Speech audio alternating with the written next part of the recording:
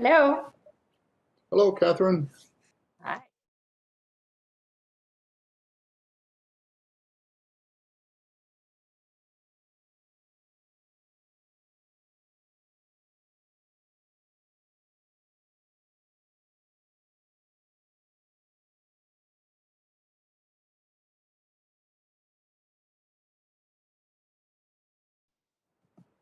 Oh, here we go. I see participants. Let's see, we have participants.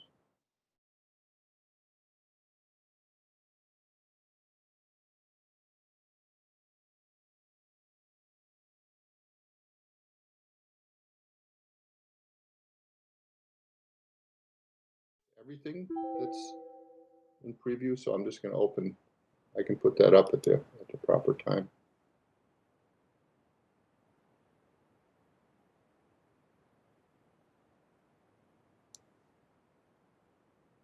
And I will stop sharing.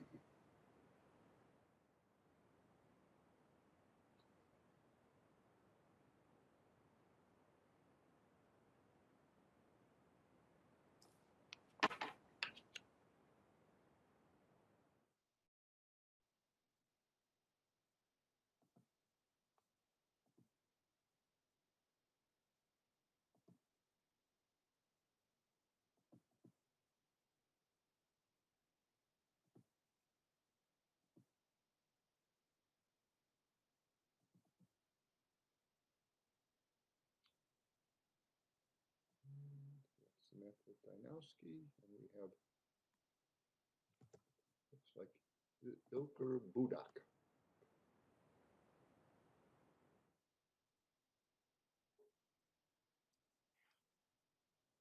I've changed.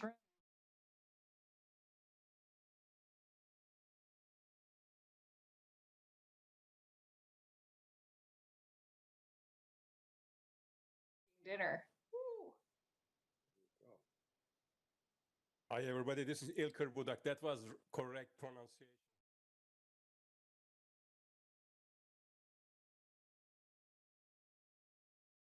Thank you.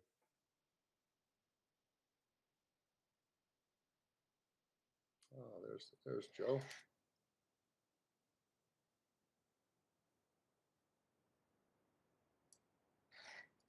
Good evening, Joe.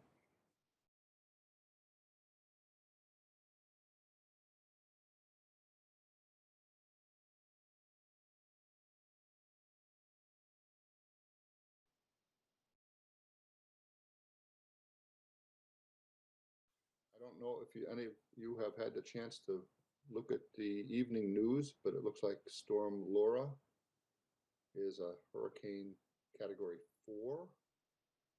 And it looks like the winds are projected to be 145 miles.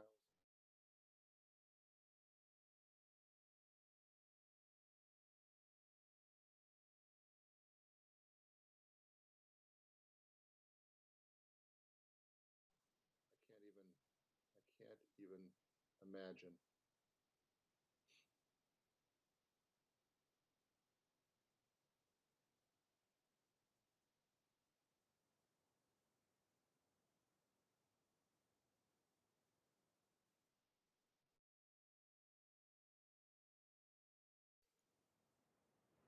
I thought Max said he was coming, didn't he? Yes, he did. And let me.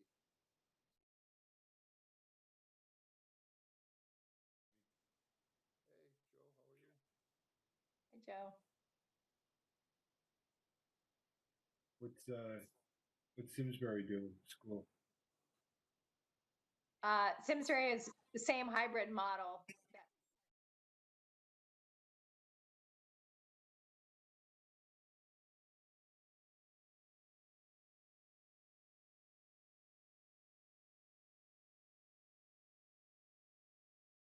My camera won't connect to this WebEx, but hello and thank you for the great program at the library today.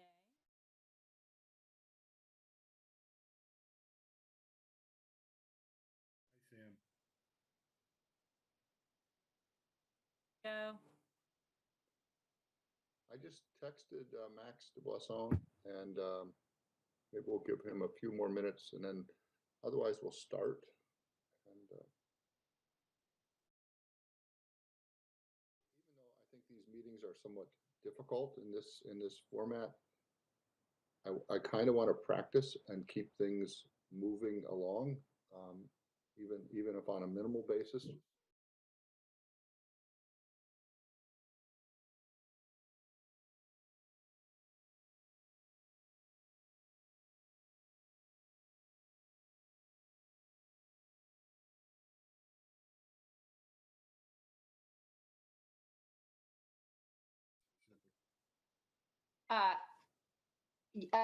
They were operating out of the window into the parking.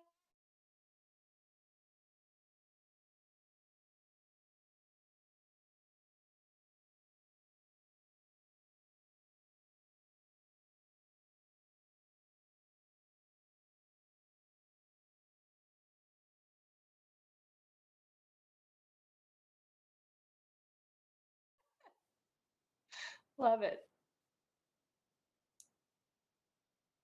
Okay, it's 7:05, almost 7:06. Maybe we can start. Sure.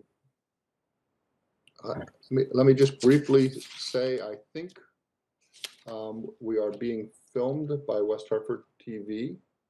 I want to welcome you to a virtual meeting. We are conducting this in accordance with the Governor's Executive Order 7B. So when people speak, just say your name so we can record it. And I think that's it. There's so few people. I think we don't have to worry about muting too much. I guess I'd like to just share on the screen the agenda, and let us see if I can find that agenda.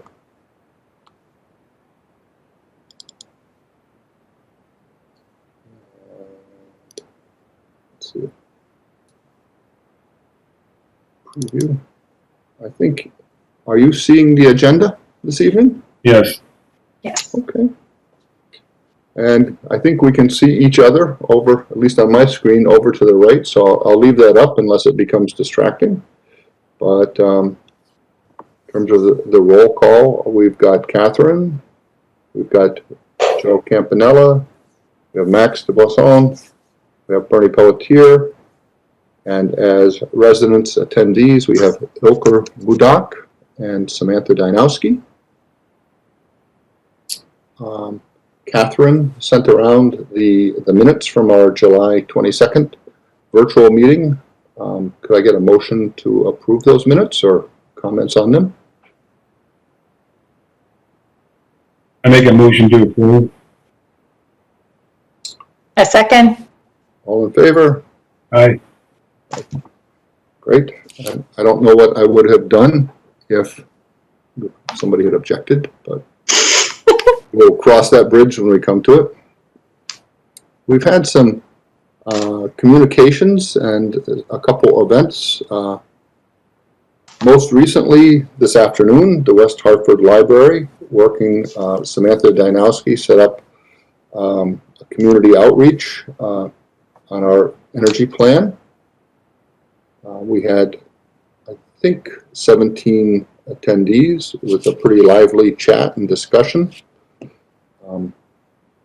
We provided the sort of an overview of the plan, and we gave them an idea of comments that we have received thus far, and solicited more comments, both on verbally, as well as we gave them Catherine's email address. So hopefully we'll get some comments from them.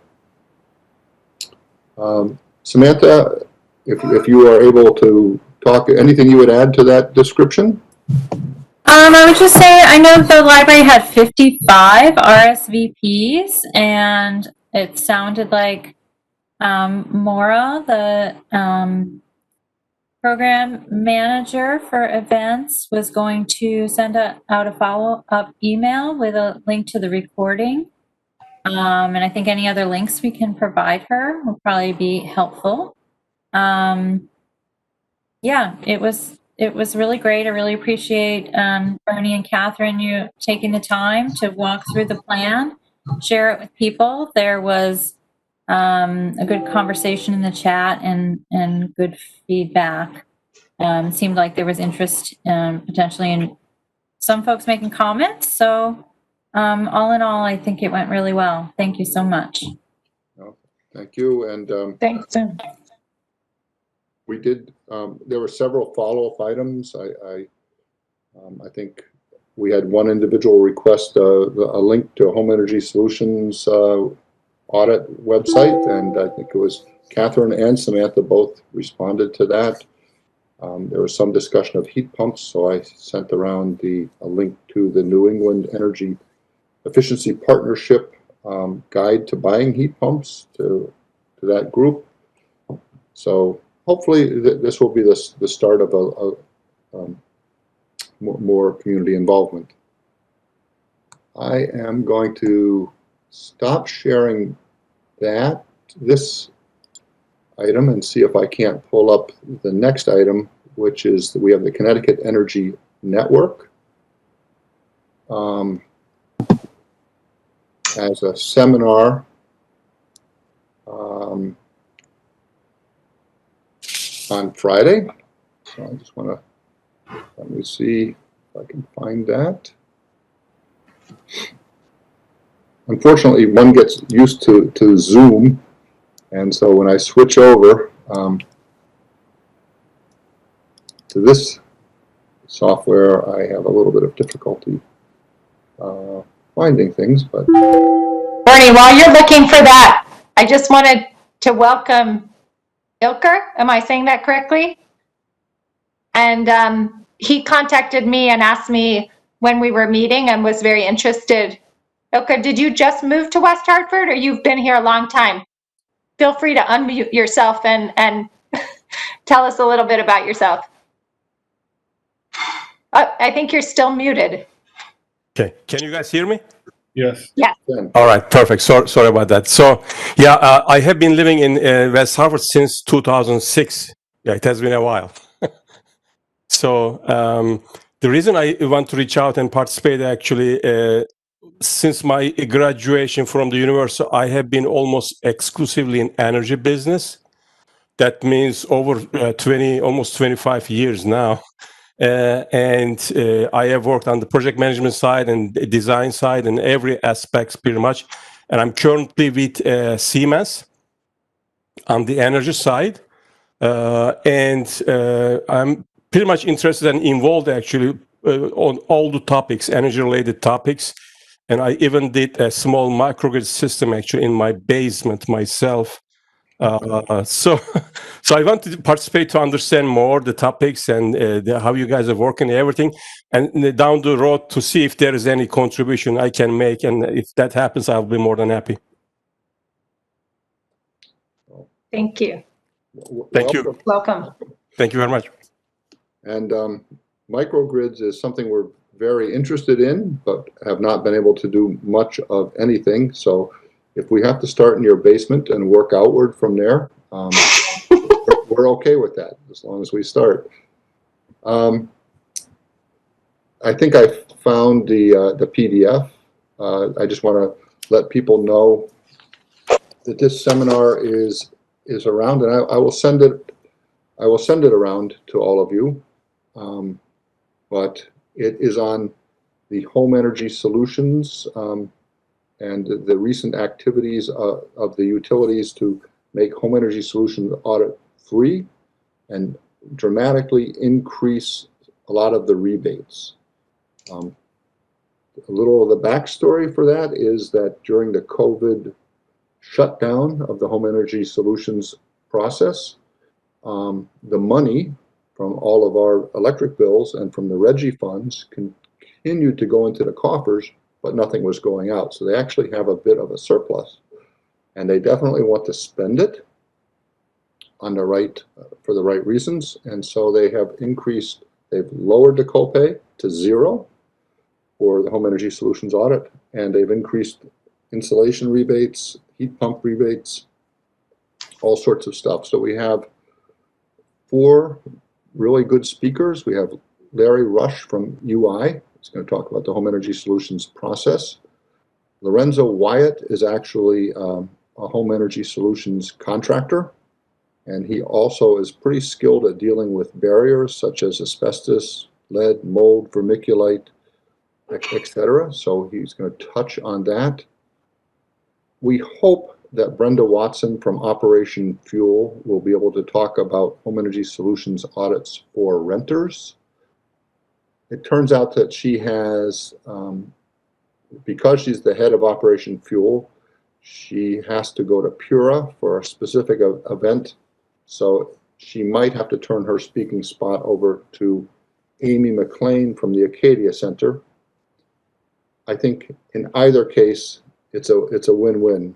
Brenda's a very knowledgeable and good speaker, as is Amy. So, and then Kenny Foscue is a person like all of us from the Clean Energy Task Force. He hails from North Haven, and he's had a very effective home energy solutions outreach campaign, and he's going to share the secrets to how that campaign was done. I think one of our plan items is to have a similar outreach campaign, so I'm hoping that we will be able to learn from Kenny. So you are invited to this.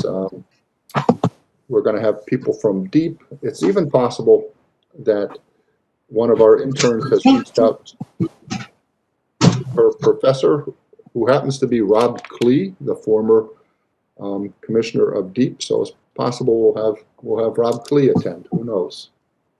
So I will send this. This is a flyer, and I will send it out to all of you, or we'll post it in the minutes. Bernie, this is Sam. I have a question related to this. Yes, Sam.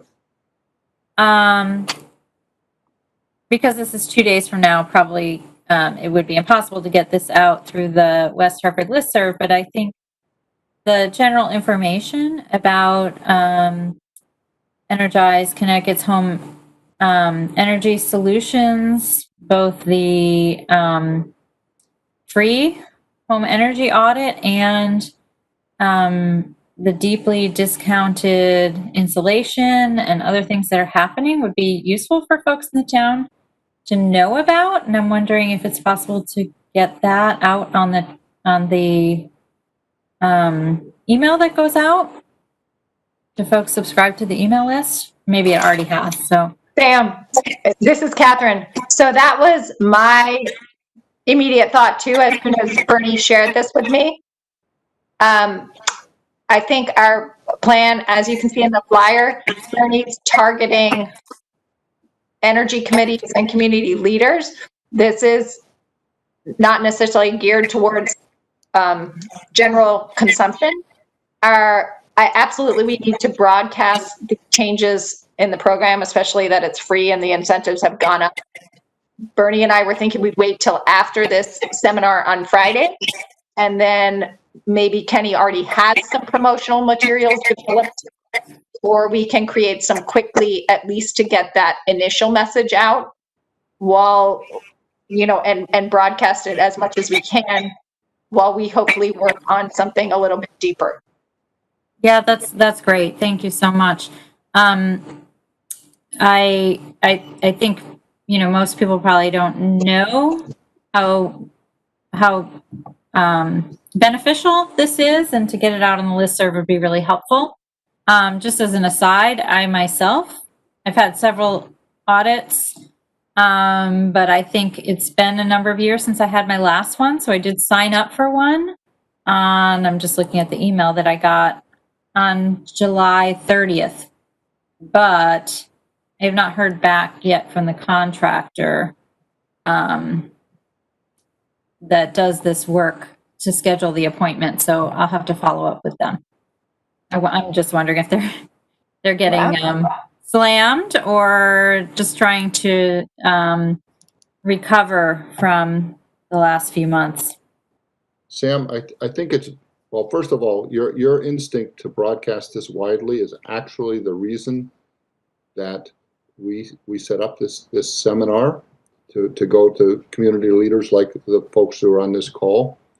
And actually there was not very much publicity from the utilities themselves. So So your instinct to broadcast this is right on. I do think then to your last point that they are getting slammed, and they're getting slammed two ways. I think more and more people are finding out about this, and it is a remarkably good deal. So that's slam number one. And slam number two is just like all of us, they are operating under COVID guidelines. Actually, that's one of the topics that Lorenzo Wyatt will be discussing, talking about how they have to mask up and clean up, and they can. In other words, I think their throughput is down a little bit. So I think there's two slams going on right there.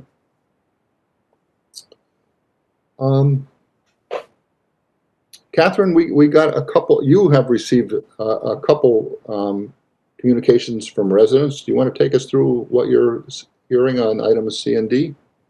Sure. So the next items on the agenda are ground mount solar.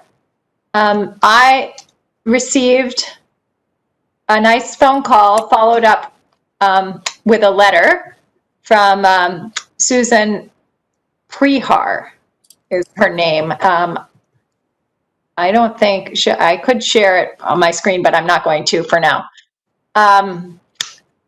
So Susan was interested in learning or discussing with us whether we might be interested in how she could go about asking the town council to revisit the current ordinance that is in place that bans ground-mounted solar.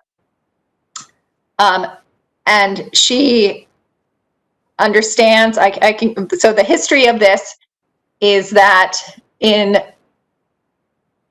2013 or 14, somewhere around there, when we were doing Solarize West Hartford, and solar was just becoming popular, our zoning department, our planning department, and our corporation council realized that we had nothing on the town's books in terms of renewable energy systems. And so they took an old town ordinance and they rewrote it to incorporate renewable energy systems. And at that time, ground-mounted solar was permitted as an accessory structure. Fast forward a couple years to 2016, when a contentious pole tracker system was installed, and it became a big deal between the neighbors and things. And the town council asked for that ordinance to be revised, and it was changed to ban ground-mounted solar in the R13 zone, which is most of the single-family home dwelling zones in West Hartford. So Susan is not disputing that. She wants to work within the regulations, but she was asking that maybe the commission would support her in her quest to get the town council. She's been to the zoning department, and the zoning department said that they can only look into something if it's requested by the town council. So I'm in agreement with her that perhaps the 2016 banning was a little reactionary and short-sighted. These days, you know, in light of all the stuff that's happening around climate change and clean energy, and now with pandemics and people wanting to be more self-reliant and storms rolling in, I think the time is right to maybe ask town council to revisit this issue. So I think what we just wanted to do now was open up, see how people feel about this issue. We don't need to lock into anything, but what Susan and I kind of brainstormed was that maybe, again, the town council needs to be the ones requesting this. So maybe Susan would visit, or some of us along with her would visit the public comment section, or try to get on the public comment section of the town council. And the Clean Energy Commission would support this request in written form and in presence as well. So let's just open it up for a brief discussion, and then maybe we can follow that with a vote, either to support it or not. So, Catherine, to repeat what you said, is that really it's a the initial step is just to get this in front of the zoning, which means we have to get it through the town council. And so it's not about what the regulation will be. It's just, do we want this to get looked at by planning and zoning? That's the first step, yeah? Yes.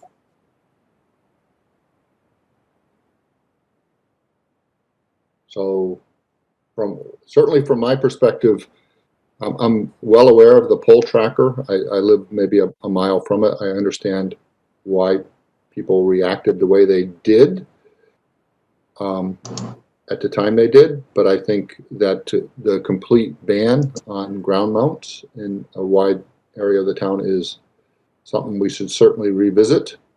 So I'm all in favor of it. I'm in favor of it. I think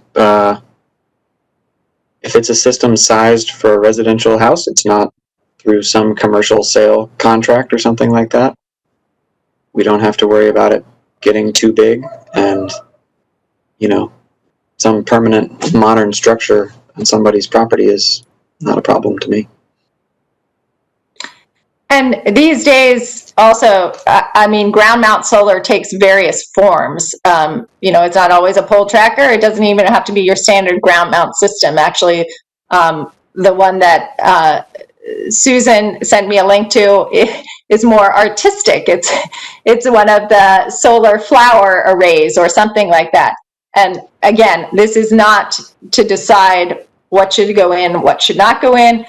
We are merely requesting, I think the initial step would be to request of town council that they revisit the ban that they imposed through the ordinance. And Catherine, if you'll indulge me, I'll just share an image of it. Oh, yeah. I was toying with getting this myself. Let's see. Share. Of course you are. Yes. Oh, look at that. I am not sure what you are seeing. I'm seeing some images. Mm-hmm. Yes. So this is. I've never seen one of those. No, I think as I understand it, it's built in Austria. You see it, why it's called a flower. I'm looking at the picture with the two people in front of it. And it is quite remarkable. At night, it actually shuts itself down and tucks itself in. Is that what that image over on the far left is? Yes, right. I'm not sure what you are seeing, but it puts itself to bed, which is more than our kids did. And also, if the weather is bad or the winds get high, it shuts itself off and puts itself to bed also. So I of course think it's a very beautiful thing. You can look at it. It's called Smart Flower. Does it say And there anywhere? are various other variations on systems like this. So I think that the point is, ground mount doesn't have to always be the thing that the town council reacted to, which was the impetus for the ban. I think there are a variety of ways that it can be done tastefully and nicely. And I do think the town itself, supports renewable energy. We want to encourage this. So I think it's time for them to re-examine why we have an absolute ban. So, Joe Campanella, I would agree with everything that's been said, and certainly asking them to revisit it is the starting point. So I would be in favor of doing that. R13 doesn't cover the whole town, but yeah. So R10 is a big section. And did they just cancel it in R13, or was it a moratorium for all of the residential districts?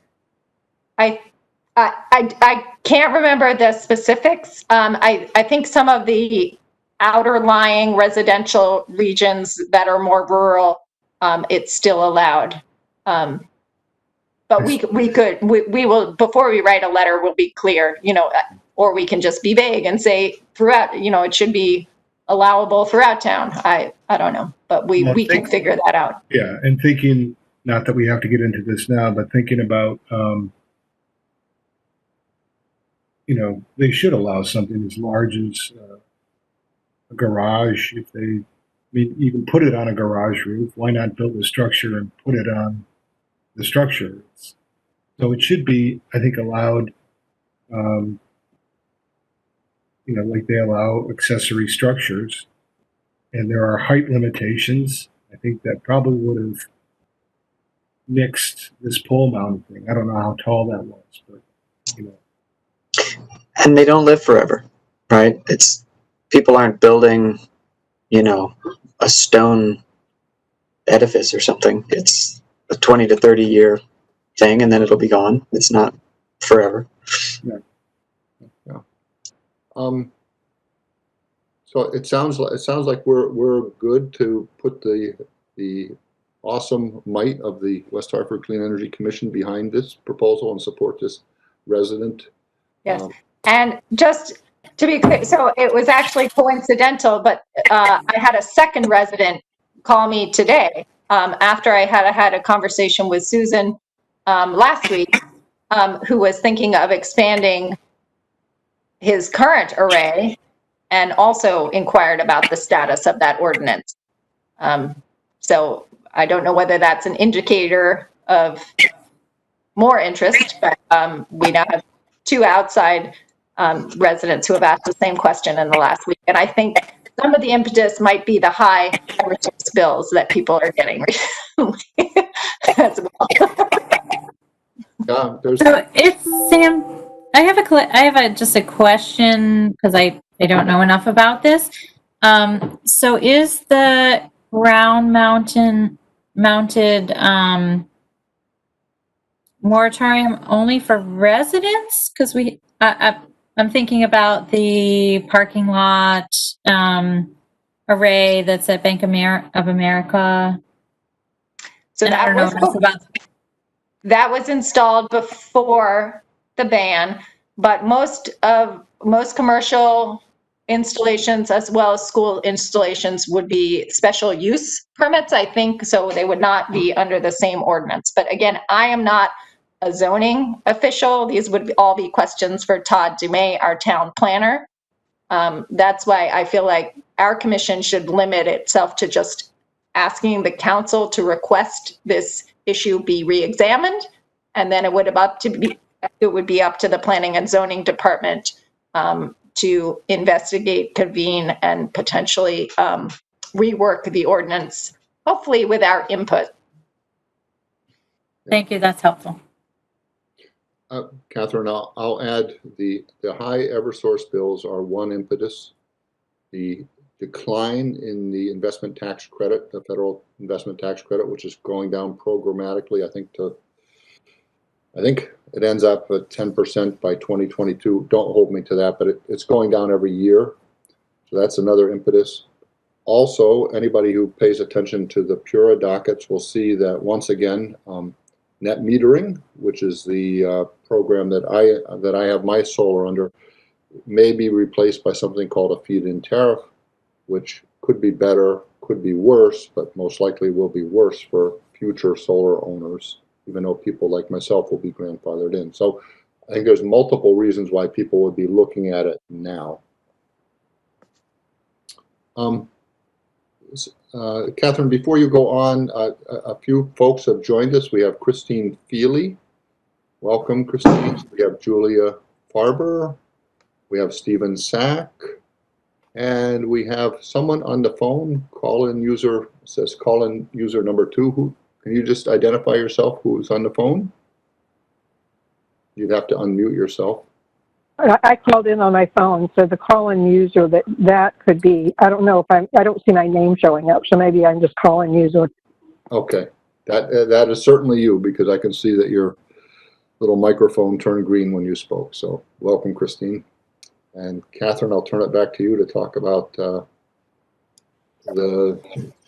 anything you want to finish up on solar and the net zero house.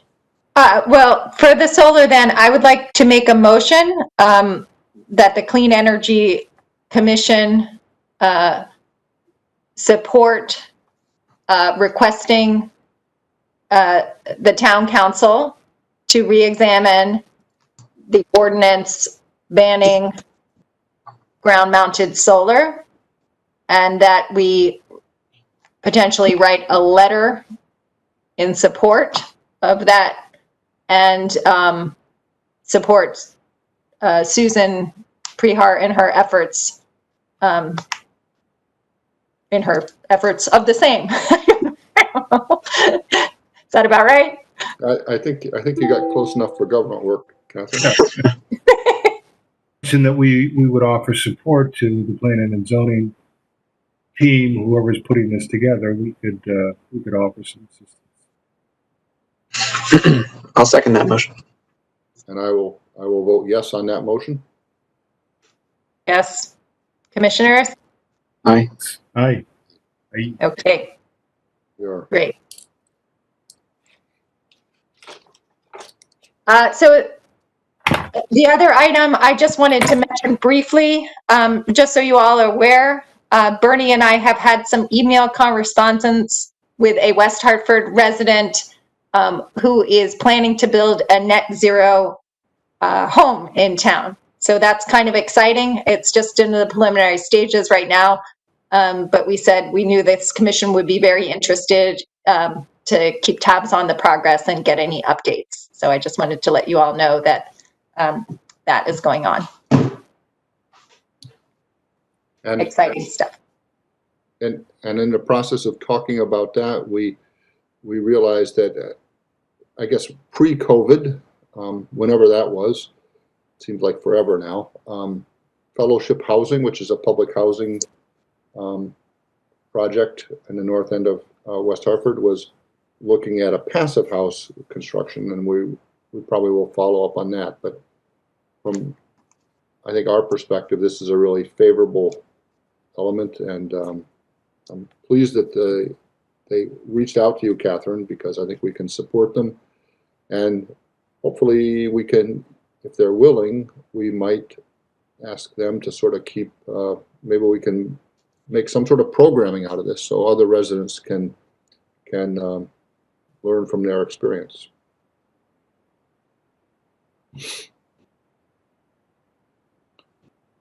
Okay. Should we move on to the West Hartford plan draft?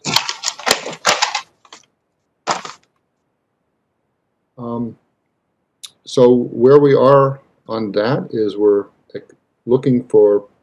actively outreaching to the residents of West Hartford, and we did that this afternoon with the library events sponsored by the Sierra Club. It went very well, and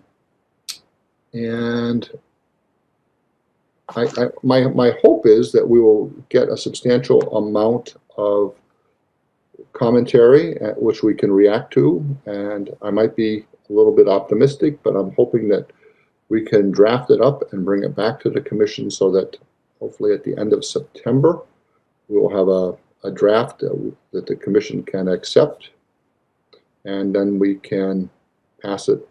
So we as a commission will vote on it, and then pass it on to the town council, and hopefully they will adopt it in the same way that they adopted our current energy plan in 2009. Yeah, just to let you all know too, I did have an email exchange with the town manager, Matt Hart, telling him where we were in this process and how it would get in front of town council. I asked for his advice on how that path happens. So he said he thanked us for what we were doing. He would like an opportunity to see it and provide comments on it as well. And he thinks that it would get introduced through one of the subcommittees to town council. So he is aware of where we are and excited to see a draft for his own comments too. And Catherine, you had sent an email earlier this evening. I can put it up on the screen, but this is what we thought we would do now, is just have the commission review the commentary we've received so far and sort of get a sense of the commission on what we're seeing, so that as we hopefully draft responses and integrate this input to the plan, we'll do it in a way that the commission will be happy with the result. Catherine, should I flash that up? I can share that. I would just read the issues. Okay, go ahead. Oh, you want me to? I don't have the email in front of me. Do you? Okay. I can pull it up because. No, that's okay. Here, I will put it up then, since that way you can read ahead and not pay attention to what we're saying at the current time. So we've received a couple people who have said a couple comments that 2050, that's a long way out. The world will have ended by now, and I'm joshing a little bit, but. So, Bernie, can I just? I just wanted to put these 6 items in context a little bit. Bernie and I have been receiving commentary back. Now, some of that commentary is very specific, typos and word choice and things like that. And some of it we're just incorporating because it makes sense. We've received several comments along the same lines that are much bigger, more substantive issues. And that's what these 6 items are here.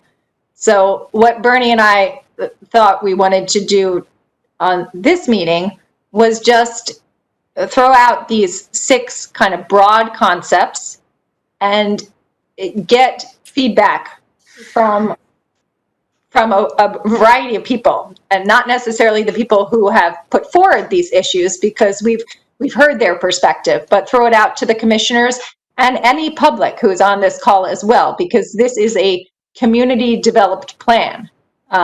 It was written by the commission, who are residents of West Hartford representing the community. And so we want to be sure that the concepts in the plan are a consensus from the community. So these are some of the broad issues, and we just want to, this is not a judgmental discussion. And if you don't want to speak up, you're happy to put a one-word comment or phrase, or I support, I don't, whatever you want in the chat, but we just wanted to kind of briefly, again, I don't know how brief we can be, but get some ideas and opinions from you guys on these larger issues. Oh, do we want to address them one by one, or how would you like to do this? One by one, I think is the best way to go. And Catherine, I like your chat idea, just because I know how shy everybody is, but no. Can we save chat in WebEx? I know you can in Zoom. Yeah. Okay. So either which way, but I'll take them down. If I have any comments, I'll make sure I capture them, and then maybe we can ask Megan. okay. Yeah. So 2050, I think Samantha, you might know this better than myself, but some of the climate goals of Connecticut are out at 2050. Some of them are now closer to us, but we selected that without too much thought. We put it out there as time enough to do a lot of big stuff, but it is a long way out. It's 30 years from now. I'm happy just to take a moment on that. The Connecticut State Global Warming Solution Act calls for a reduction of greenhouse gases from 2001 levels of 45% by 2030 and 80% by 2050. So there's, in Connecticut state statute, there's an interim date of 2030 to achieve 45% reduction and 80% by 2050. And that aligns pretty generally with the Intergovernmental Panel on Climate Change out of the UN as to where we need to be. Of course, that's all based on the science and the data from when that 2019 IPCC report came out, I think we're seeing kind of an acceleration of climate change and faster than expected. So there's a potential to see new numbers. So in terms of 2050 as a time, what I see in the plan is that an intention to do a lot of work prior to 2050. We wouldn't want it all to pile up and wait till 2050 to do it. So I understand that concern that's being expressed.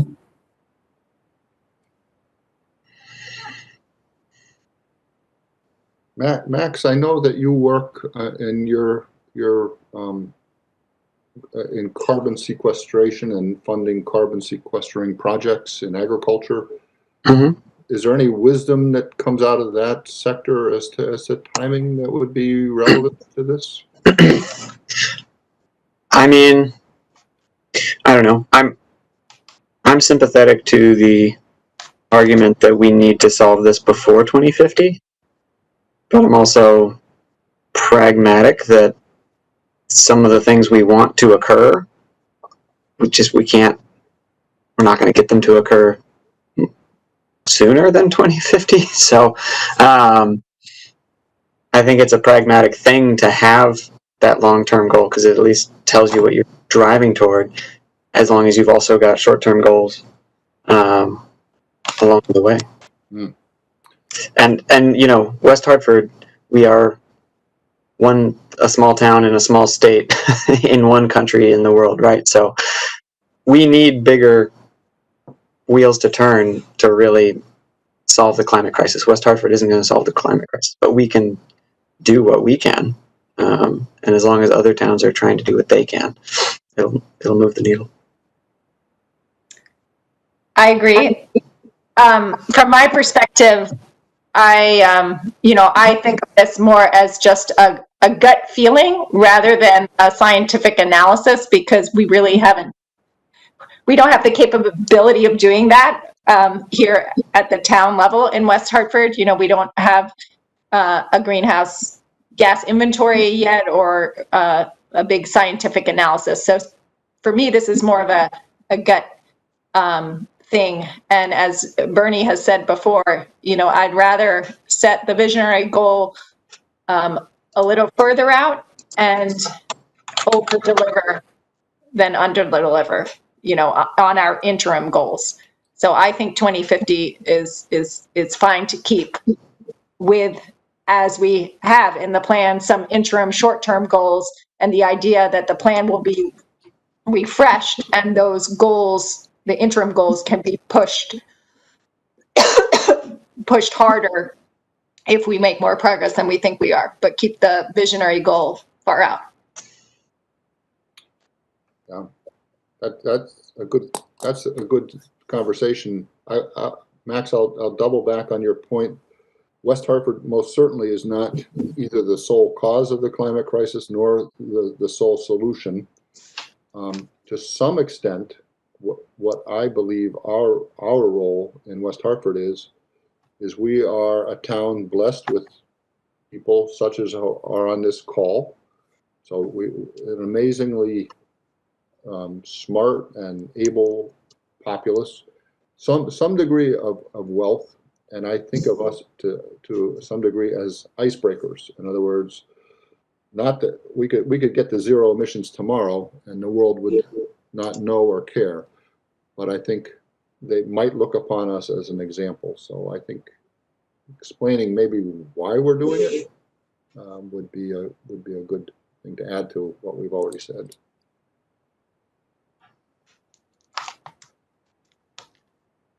Okay. Shall we move on to the second one? Well, do we want to lay that issue to rest with a kind of vote or consensus? I don't know. Keep 2050? I don't know, Bernie. What do you want to do here? Okay, I'll throw this out. I think we should keep 2050. I think we should site alignment with the state goals. Should I type this maybe? If I type, it'll take too long. Alignment with state goals. As was said earlier, if the science changes, we may have to modify it, but it is aspirational, and we hope to under-promise and over-deliver. So that's how I'd characterize that. Could I also propose for this discussion, just for all 6 of these, that the assumption is we are not making any changes unless somebody specifically proposes some changes?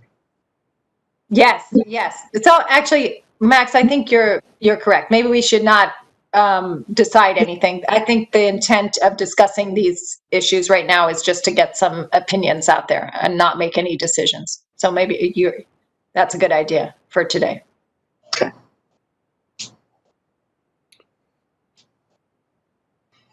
Yeah, and when I said we weren't going to judge, right? So we're just taking feedback here. No judgments or decisions today. But Catherine, I think you're right. If we get the sense of the commission now, so when we draft up things to bring back, hopefully people won't be surprised. And, yeah, I think that's the key. Get the input, and then we, the commission, can draft language that we think reflects the general input on, and change the plan to be in accordance with the opinions we've gotten out of these issues, and bring that back for decision. I'll highlight this second concern. This is a fellow, a longtime resident of West Hartford, who is sort of a sole practitioner, energy security individual. He's a former legislator, very knowledgeable, and his purpose in life is to poke a stick at energy systems and look for weaknesses and potential vulnerabilities. And so he has spent 3 days or so reading our plan. And his major observation, aside from typographical sorts of input, is that we make a reference to smart technology, smart grids, microgrids, EVs, which are loaded with electronics. And I'm probably not doing total justice to his comment, but to say the smarter your grid is, the more you run the risk that it'll be too smart for your own good. And to put it in terms that we're familiar with, as the Internet of Things gets into our energy system, it also becomes hackable by malicious individuals. As electronics become more and more prevalent in everything in our lives, we're more vulnerable to disruption, such as at a gross level, like when the electricity goes out and electronics don't work, or when there's some sort of electromagnetic pulse or some other sort of disaster that actually targets the electronics. So I think the comment is very valid. I personally do not know what to do about it other than to say be careful. Well, so that's my introduction to that comment, which I kind of received. I will say that one of the ways I interpreted this comment too is that our plan to get where we want to go envisions a lot of transformation of different sectors and using new products, whether they're electric vehicles or heating systems or things like that. So I guess the way I read this too is our plan pushing too much new technology and change and transformation? And should we back off and make sure that there's more of a balance between new technology and simply conserving, or not using less, or using passive solutions or behavior change? So I guess that's kind of one one thing that I wanted to throw out there too, not only from the security perspective, but also, are we only pushing new, or it, and because I don't want us to come off that way. I want there to be a balance between kind of simple energy conservation as well as transformation. That's what I'll throw out there. Just the general feeling from the whole plan. Certainly, we make a point that the first fuel is efficiency, and things like thermal barriers and insulation are highlighted, but then things like heat pumps and EVs are also highlighted. So we could shift some balance, some emphasis to just what you said there: conservation, passive approaches, behavior tech, behavior. I don't want to say behavior modification. I think one thought is that I would separate EVs as completely separate from those other items. Because to me, EVs are all about reducing, transportation fuels, and things like microgrids aren't changing our transportation fuels. Right, but Max, I'm thinking along the lines of, do we come off as pushing people to get an EV instead of striking a balance between pushing people maybe not to drive? Right. I think because I want to have some of each. So it's just in the big picture of the plan. I don't want to scare everybody away with that. We're saying the only way we can get there is, but maybe it is. So that's what my question to you guys is do you think there needs to be a balance or not? Or is it good?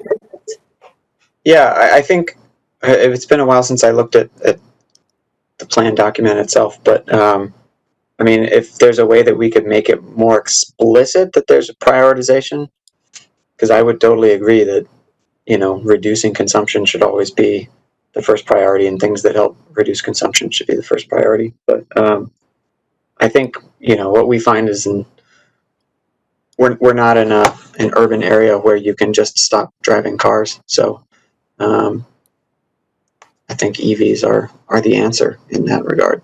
So that's why I kind of think about them a little bit differently. But I get it for the other stuff. Just to take your point though, Max, look at how we're behaving tonight. None of us necessarily are even out of our pajamas. Many of us haven't left our homes. We're operating on Zoom. And so I guess I would take some of this conversation in that there are multiple pathways. We will point out some ways, but I think we need to be flexible. So it might be take public transportation to work. It might be take an EV to work. It might be work from your home 3 days a week. Yeah, and that's where I feel like it starts to cross over into other commissions, right? There's the pedestrian and bicycle commission, and I don't even know who works on public transportation issues. That's a great question. Yeah, Anybody? that's a great question. It's one of the gaps that we've identified through the Sustainable Connecticut program and some of the actions, the voluntary actions that towns can implement. That seems like a gaping gap. Yeah. Yeah, I mean, in our plan, we do mention public transportation. We do mention complete streets. I think we have at least some sort of shout out to the pedestrian and bicycle commission. And public transportation, by the way, is in the COVID era is difficult in the regard that, like, I'm an ex-New York City person myself. I actually kind of like the subways, but I wouldn't get on one now with this virus roaming around. So anyway. It might be helpful. I mean, I see you put it in the notes, so I think that's an important question, though, that this is For commuters to Hartford, we have a very short commute to Hartford. There's good public transportation. I've been a transit rider, and to name it as a gap that we have in town in terms of, having a advocate about this, I think could be helpful in the plan or in our thinking. Sam, your point, that last point was, you think it's worth naming it as a gap? That was your point? Yeah, I think we could include as one of the action items, transportation action items, to identify an advocate within the town, like a town staffer or department who is responsible for advocating for public transportation and coordinating information and outreach on that. Yeah, there's been some really, I'm thinking towards the West Coast, where there's been plans put in place around transit and transit ridership that have really impacted the way communities act and resulted in higher transit ridership. So I don't feel like we necessarily have that right now, and it could be a really effective body.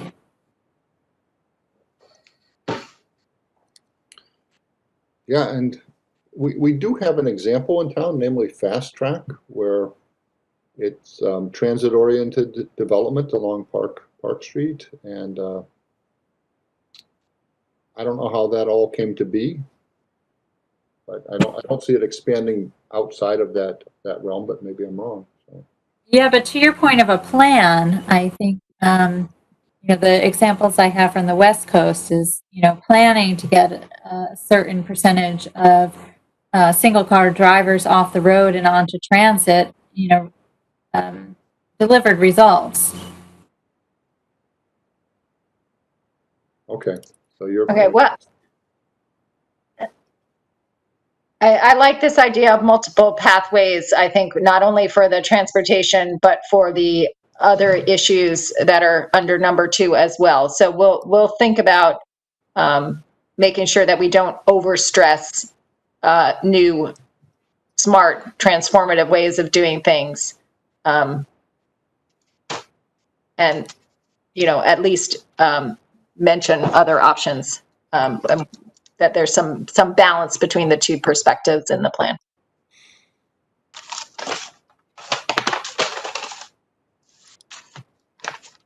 great conversation.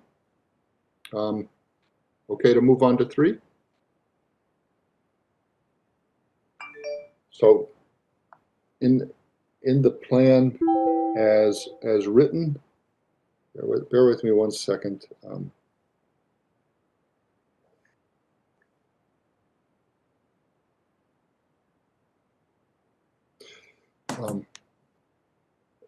We really focus on electrification of transportation, EVs, and we focus on electrification of heat pumps. And so we have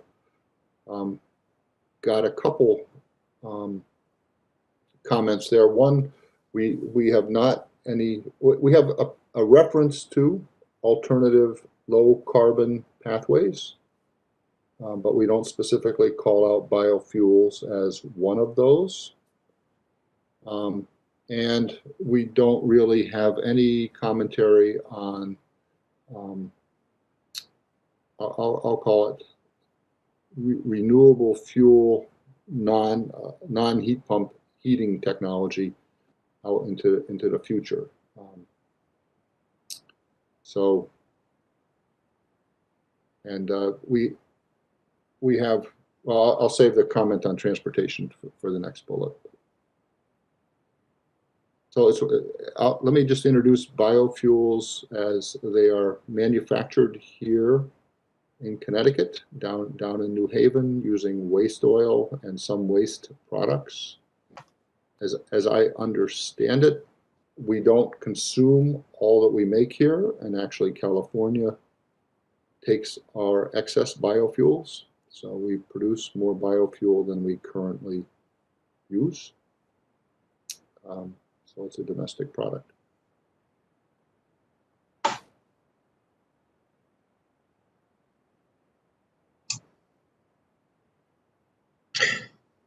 I'm totally fine with pushing people who aren't going to move away from home heating oil into bio-based options, but I'm not sure I agree with reducing emphasis on electrification or heat pumps. That is a very interesting observation. So we could have more emphasis or recognition on low carbon. You might say just we'll continue to have an emphasis on electrification of heating. I think that's Yes. all right. I agree. I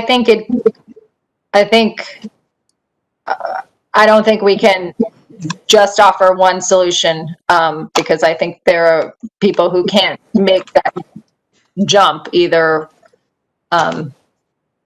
it's not feasible or it's not financially viable, and we have to provide interim options, good options, at least for transitions. Who knows, maybe eventually everything will be electric, but we're not there yet. Yeah. I know that the state wrestles with the winter peak that would come if we were to snap our collective fingers and immediately switch to heat pumps. It would be a spike that would be hard for the grid as now configured to handle it, and whether it's forever reliance on biofuels or bridge reliance on biofuels, I think would make the transition easier. And let me just say, just by referencing it in a plan doesn't necessarily mean that we have to develop programs around this. I mean, that's up to the commission to decide. The program and advocacy and outreach can be focused on electric options if that's our true preference. So, just because it's, you guys understand what I'm saying? Yeah. It's up to us how we implement a planning document. So for those of people who might not be in full agreement. Mm-hmm. And alternately, I could see having an educational session like on public TV about what this is and what it is not. So that's sort of the other side of what you said, Catherine. Because let me take my daughter, who has since moved to North Carolina. Before she left, she replaced her oil burner, so it's a brand new furnace and oil burner. Spent $7,000 or $8,000, I think. That's a piece of machinery that's going to last for 20 years. In those 20 years, the people that bought her house, I would rather say to them, why don't you burn this instead of burning that? I'm putting my commissioners to the test. How do you feel about something like that? It's sort of an expansion of what you said, Max. Mm-hmm. Yeah, I would agree with that. I want anybody who's not feeling like they want to move off oil for whatever reason. The one you just gave is a great one. They just replaced their system. I want them to know that they have a bio-based option and how to get it. Yeah. This is being debated at the state level. I think actually at Pura, I think under a renewable thermal portfolio standard. So right now, I think Deep and Pura are trying to get their heads around how to think about this, and I certainly would follow their lead. If they came out, I would come back to you guys and say if they come out and say no, this is a bad thing and here's the reasons why. I would want us to have the chance to change our mind. But I kind of like sort of the max change on this statement, more emphasis, but we'll leave our current emphasis on electrification. We'll just highlight these biofuels.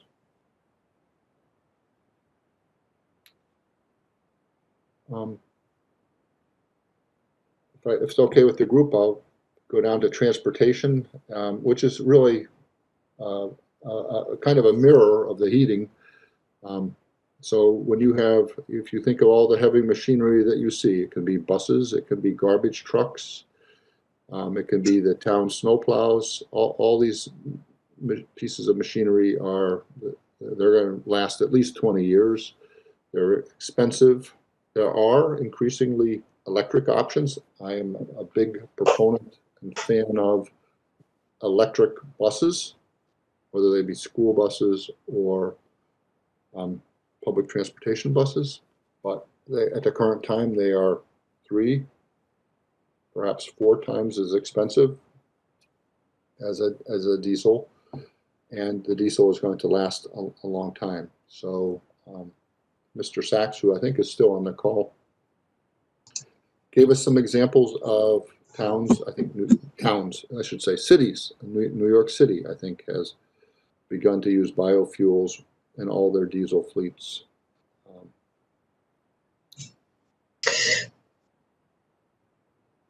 I feel actually a little bit more strongly on this one in terms of not reducing our emphasis on EVs, even with public transit. I don't agree that they're always that much more expensive, because there's a massive maintenance cost to consider that is avoided going electric. And I don't know, to me, one of my personal issues is noise. And, having lived in Los Angeles with their natural gas buses, they're so loud. And I every day wished that they were all electric, because it just made walking around the city really hard. And biodiesel doesn't make the diesel buses any less loud. No, you're right, and you're also right on the maintenance issue. So I don't personally own a garbage truck, but I do own a Bolt electric vehicle, Chevrolet, and I'm going to knock on Formica and say, I don't have to go in for emissions tests. I don't go in for oil changes. I go in for a couple filter changes and get my tires rotated. So even though it costs a lot more at the outset, over its life, it costs a lot less. And I think that same is true on commercial vehicles. But Hey, Bernie, see, one of the things I want to just kind of guys to think about with the biodiesel and the transportation is saying, hey, the state owns X amount of diesel powered buses that they're driving around the streets every day in. So while they're still running the diesel buses, why aren't they including the use of biodiesel in them to get emissions reductions today at no extra cost to the taxpayers?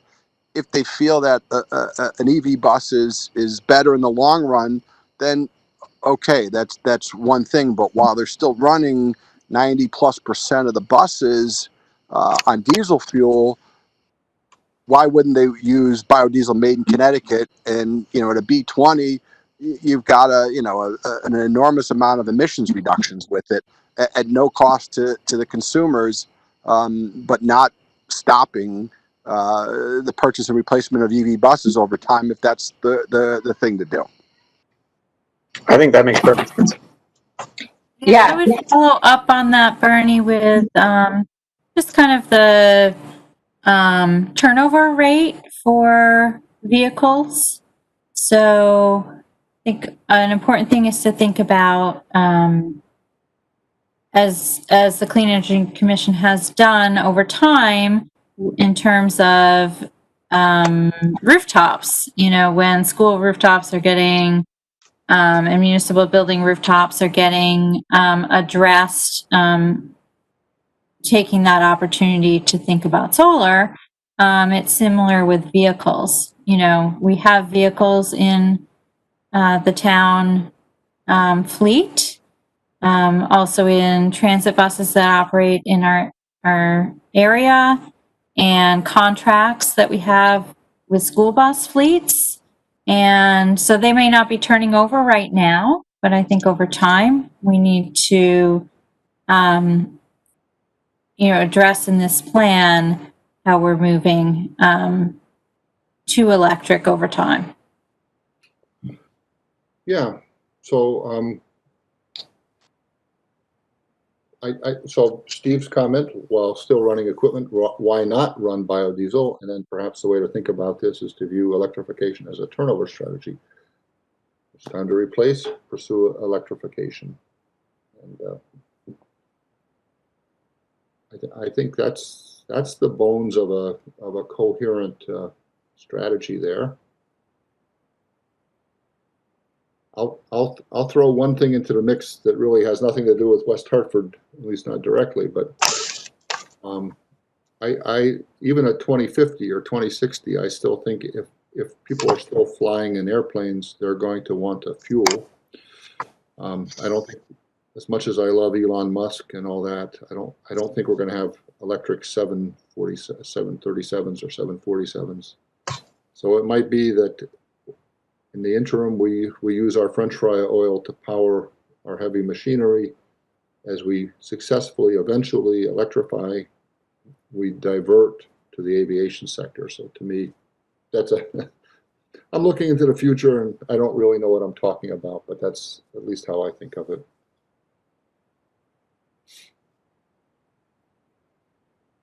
Any other comments on that? Joe, do you have any thoughts on this? I know you're an architect by trade, so this might be outside your comfort zone.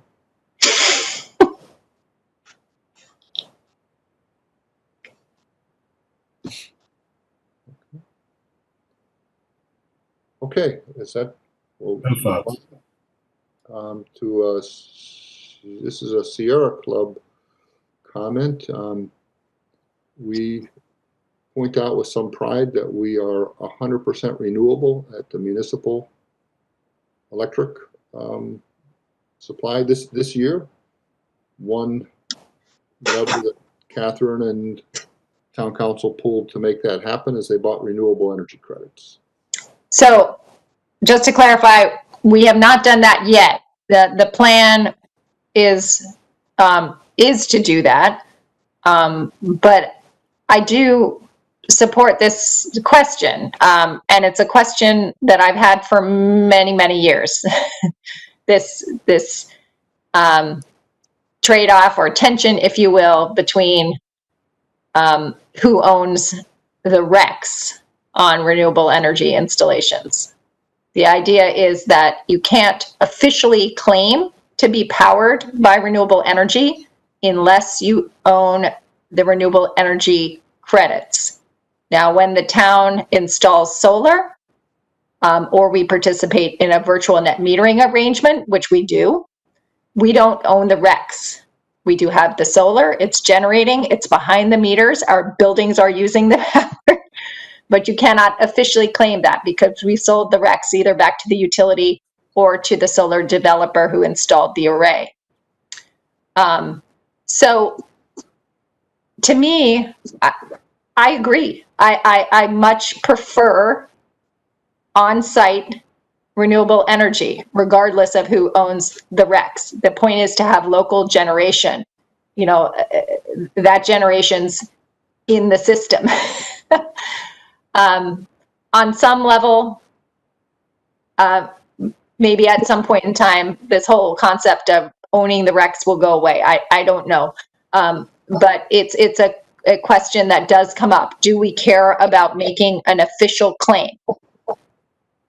So I throw that concept out there. You know, I've had this discussion also with Sustainable Connecticut, whose action on renewable energy assigns different weights to whether the solar is located on site versus renewable energy credits versus net metering. And they don't make any mention or care who owns the RECs. But again, we as a town cannot officially claim to be 100% renewable energy or electricity unless we make a REC purchase.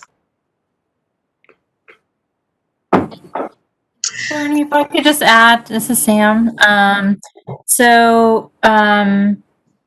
Since I supplied this comment, you know, I don't feel there are places where in the United States that maybe trying to achieve 100% renewable by, you know, entirely RECs. And I don't feel like West Hartford is trying to fudge the numbers or be, you know, not transparent about it. But one thing like New York has done is that if you're gonna achieve 100% renewable energy, is to define a geographic area nearby in which you're going to buy the credits. You know, so we're very supportive of this plan, but I offer this as a suggestion of thinking about, you know, is there an end date for RECs? Is there a geographic area we want to get our RECs from? Is there, you know, other parameters we want to put around this so that it really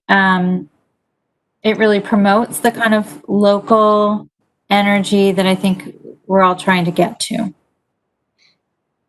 This is a tricky question. I feel like I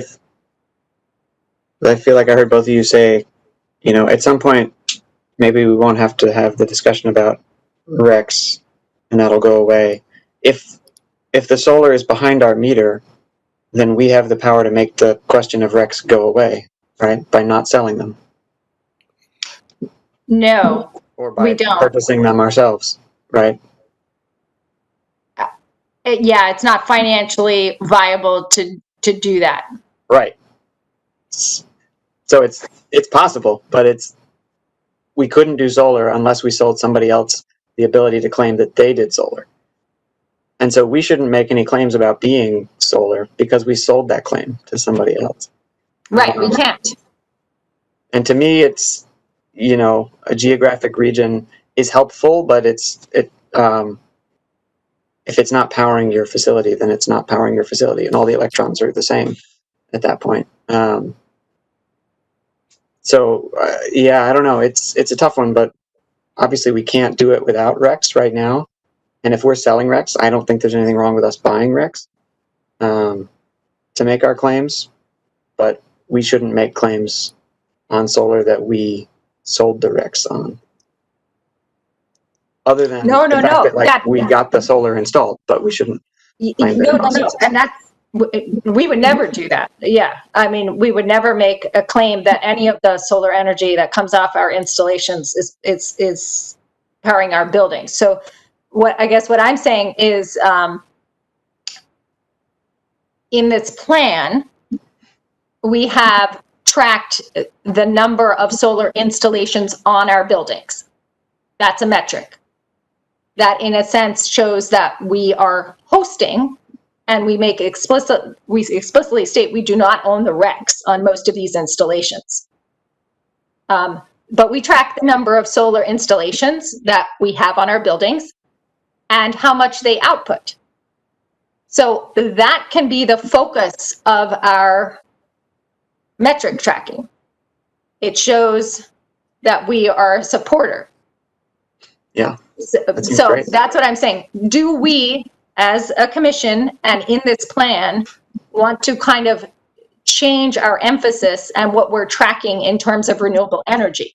So I'm asking, do we care about officially claiming that we are 100% renewable energy, or are we more interested in showing that we support clean energy by increasing the capacity of systems in the town and on our public buildings, regardless of who owns the RECs? because we have not bought 100%. We have not done our fiscal 20 rec purchase. We kind of said we were going to be 100% renewable energy. Sherry kind of mentioned it. So this year we could make a rec purchase that would cover 100% of our renewable energy. And we can revisit that topic, so that we can officially make the claim. But we can revisit either for this plan or in the future, whether we think it's more important to be supporting local generation, whether we own the recs or not, and whether we need to do this kind of double dipping, if you will, so that we can make an official claim by making a rec purchase. Now, I hear Sam too. Right now, the recs we are purchasing, the only criteria we are using is that they are Green E certified. So they are not being specified within a local or New England or geographic region. We can make a more stringent rec purchase, but it will cost a lot more than it does currently. And that's a budgetary impact, and we'd have to decide then whether we could make the 100% purchase or not. So my question is, how were people feeling about having the ability to make an official claim or not? Because unfortunately, that's the world we're in right now with the rec issue. Does that make sense to everyone? I'll jump in and say two things. Three things. I think this conversation actually, I feel a little smarter after it than before it. My belief is that RECs are an interim strategy, interim financing strategy, and that 20 years from now, not unlike when you have a cast on a broken leg, they'll take the cast off and the leg will work like it did before you broke it. I think this interim financing approach will go away. So I think I'm in a place that says let's focus on call it an engineering view of West Hartford. I want to have local electrons, and to the extent that we buy solar, I would like it to be as local as possible. And I don't really see too much value in subsidizing Texas wind by purchasing far away RECs. So I'm okay giving up the claim of our excessive claim of virtue. Just say this is what we want to focus on, having local generation. But I'm not the last word, not even close. Steve Sacker, I'd like to just throw in a couple comments about this. I think a lot of this is on semantics. That, I agree with Bernie that the RECs that the solar generates are credits that Eversource and UI are forced to buy, and other electrical companies are forced to buy, and that helps offset. All that does is help offset the cost of the installation and the cost to build the solar panels. I think if we somewhat look at the semantics of how you word it and say, hey, we've installed X amount of megawatts or kilowatts of solar panel, the town of West Hartford consumes X amount, we're offsetting those two. I don't see why we can't make a claim for that, whether we buying those credits or not. Yeah, you're not illegally allowed to do that. Well, it depends on how you word it, I think. Right. I think if you change the wording a little bit, then you can get away with it.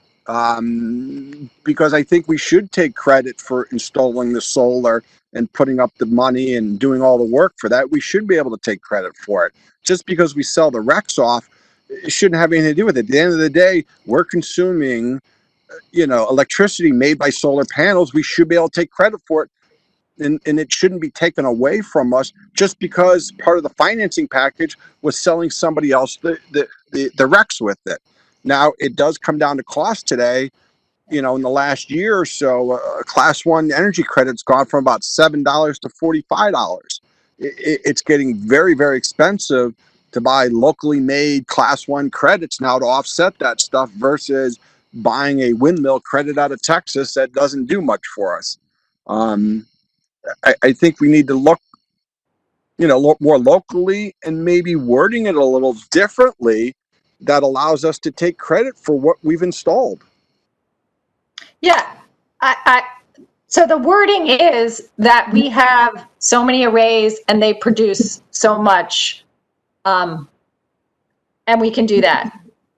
But we cannot claim that the town uses 100% renewable energy. We cannot claim that our buildings are powered by renewable energy, even though it's behind the meter. So yes, we absolutely can fix the wording to show that we have solar on our buildings, but that's it.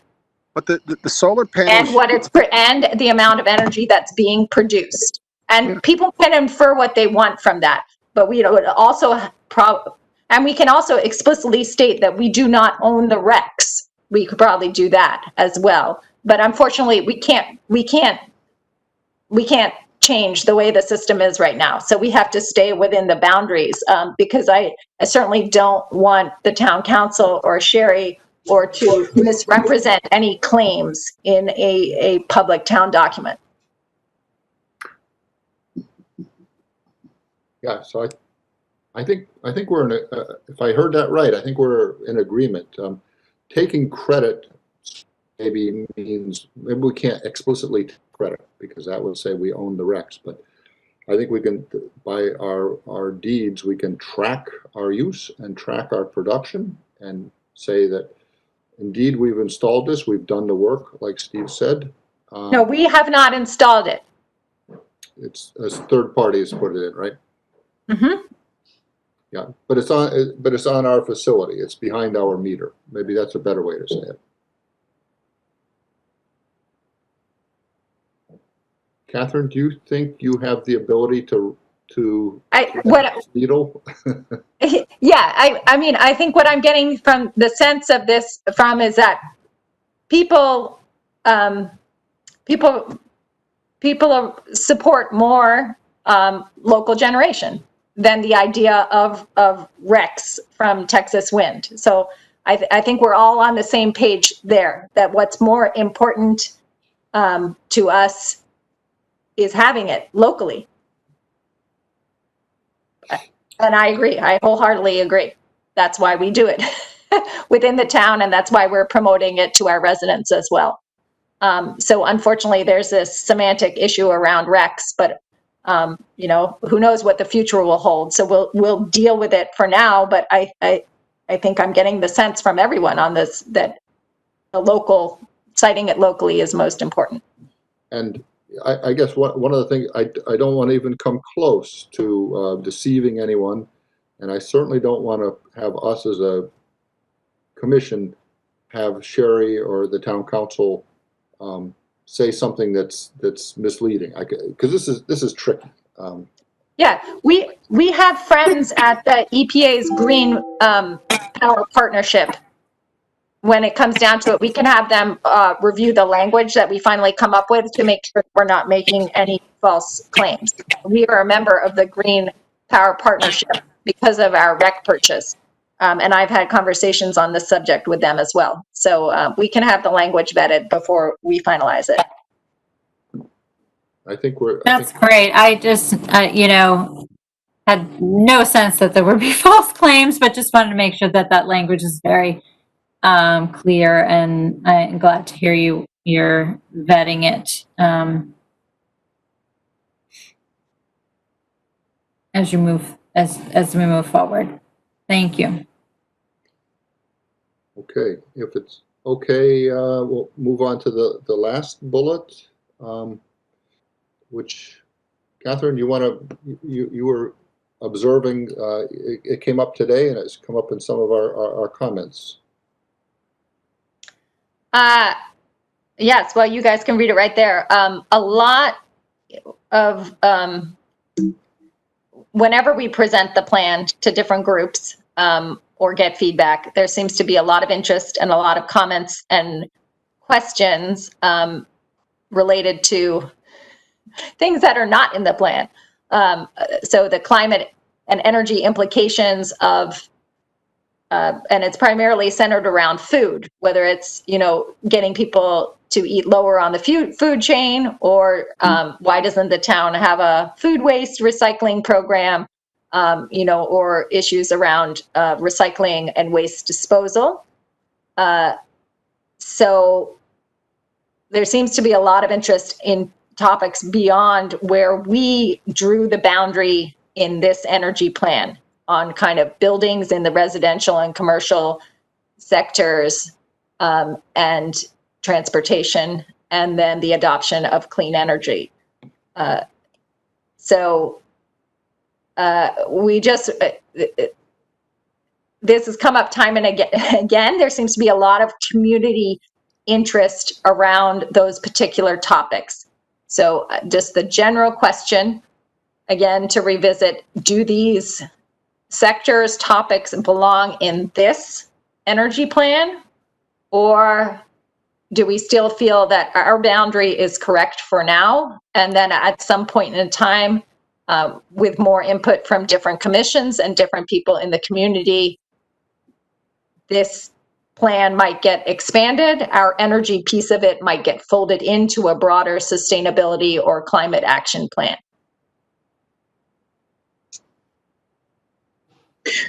For me, there's one issue that makes this tricky for us is that our garbage goes to an incinerator, so there's less sort of direct, methane implications, that kind of thing for food waste. But otherwise, I feel like it's reasonable for us to push waste issues that have energy implications, like,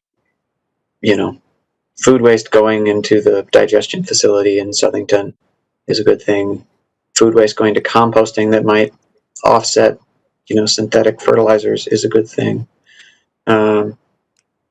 Recycling where it can reduce primary production is a good thing for energy and climate. So I think there's enough crossover there and enough interest among the participants in our commission.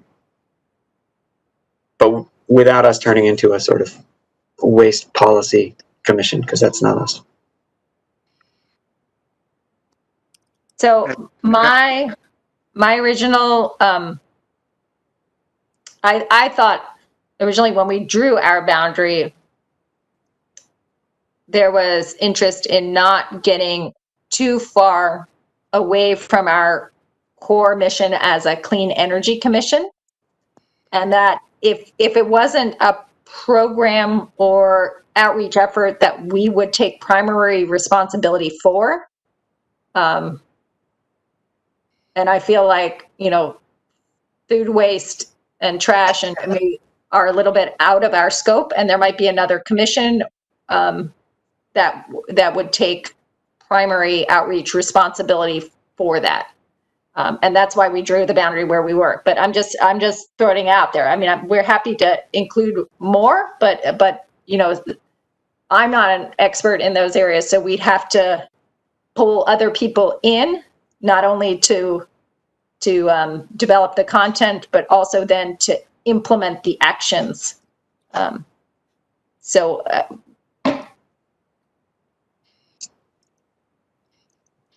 Yeah, I agree with that. We probably wouldn't be holding special waste events and that kind of thing.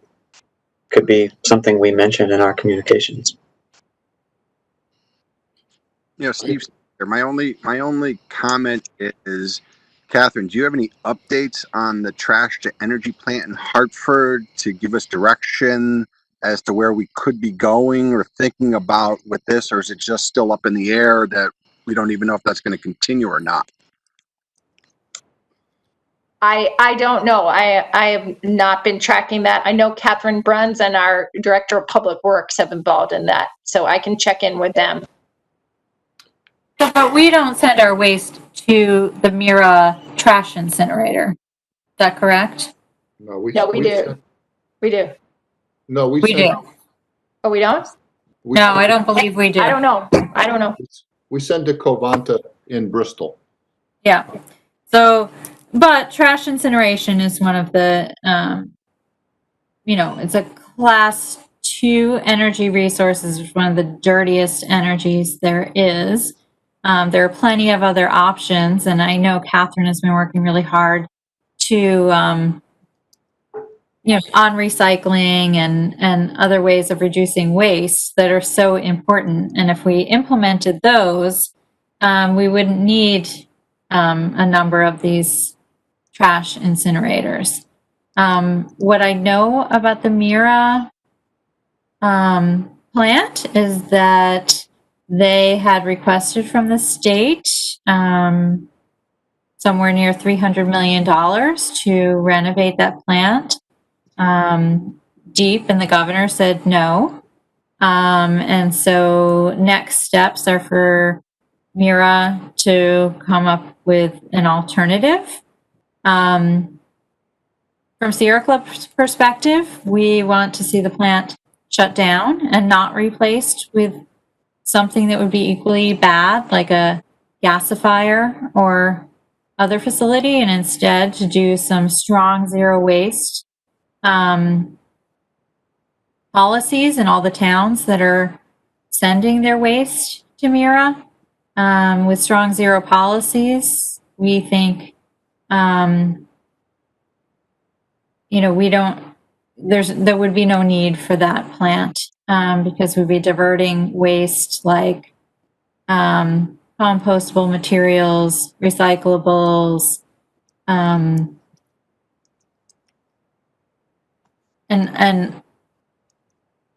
the pink bag stuff, textiles, to such a degree that we wouldn't need it.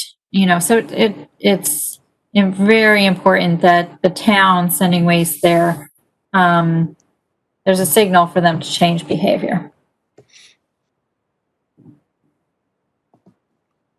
Well, first of all, let me just point out that this conversation just makes the point that Catherine did, namely, there's a lot of interest, not only by residents, but also amongst ourselves on some of these issues. I'll just take what I would call a pragmatic approach. I want to say we've been working on getting this plan over the hump for more than 2 years. I'm really hesitant to take on any other scope. If we get it over the hump, I think we ought to have a discussion about some broadening or finding a partner on the Conservation and Environment Commission that would take this. I think this is more directly in their wheelhouse than ours. But I just would play back Steve's comments, Max's and Sam's comments as saying I think we all are thinking a lot about this. So somebody's got to take care of it.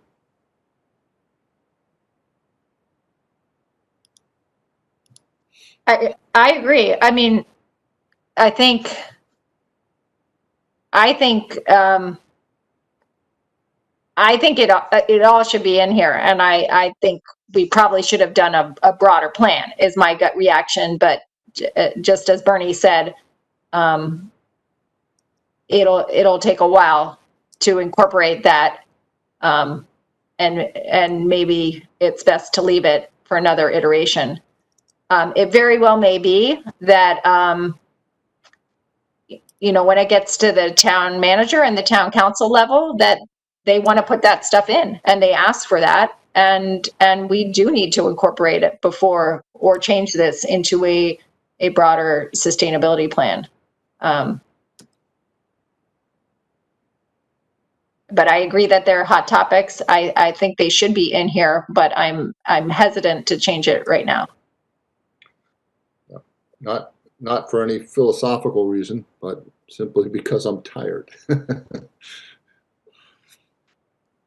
Speaking of tired, I really want to acknowledge the fact that it's 8:43, and we have had we've had discussion about Rex, which is tough to do at 9 o'clock in the morning after 2 cups of coffee. So I just want to commend everybody on their stamina and ability to focus on obscure topics. Obscure topics is my stock and trade. Yep. And as an actuary, I like to say the more obscure, the better. So that was my. I think. I don't think my comment, my sort of attempt at taking notes, does the richness of this conversation justice. But hopefully, we've got enough to jog our memories as we try to take these comments into the plan. Any other points before we move to adjourn? Okay. Catherine, I don't even know if West Hartford TV has been keeping track of us, but I know that it's hard to schedule these meetings because they have to line up personnel and so forth. My hope is that we can push the next meeting as late into September as is possible, so to give us the maximum amount of time to work on this.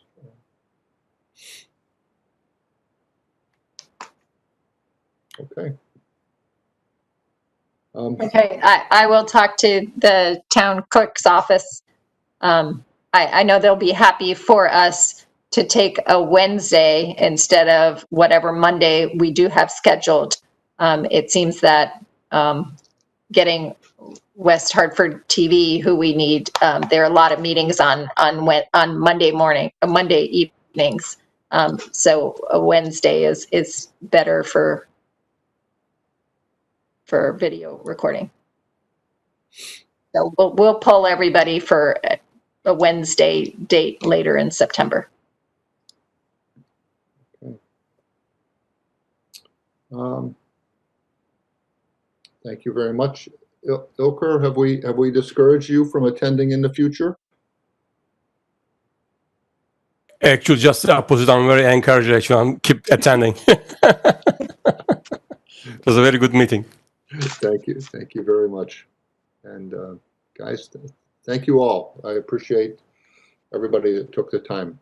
It's important stuff. And here, one last comment. It's so long in the past that we might forget that the West Hartford plan that Joe, you might have been around for, or Chris Nelson might have been around for its creation when it was asked to be created in 2008, was created in 2009. For a long time, if I'm wrong, I'm not wrong by much, was the only energy plan in Connecticut and served to be a model for many other towns. Since that time, people have taken our model and come out with plans. So my hope is that with discussions like this and the document that we have all put together collectively, we will again, be at the cutting edge of towns, of the 169 towns that are in Connecticut. So hopefully this will take us to a good place. Okay. And finally, I just wanted to remind people, if you're interested in attending the session Bernie was talking about for commissions and community leaders tomorrow on the Home Energy Solutions Program, I think that'll be very valuable as well. That'll be on Friday at 10 o'clock. Friday, sorry, yeah. And I realized, Catherine, it was in your agenda when you said. Oh, good. I think people have it. Okay. Thank you. Thank you. Thanks all. Thanks, everyone. Mhm.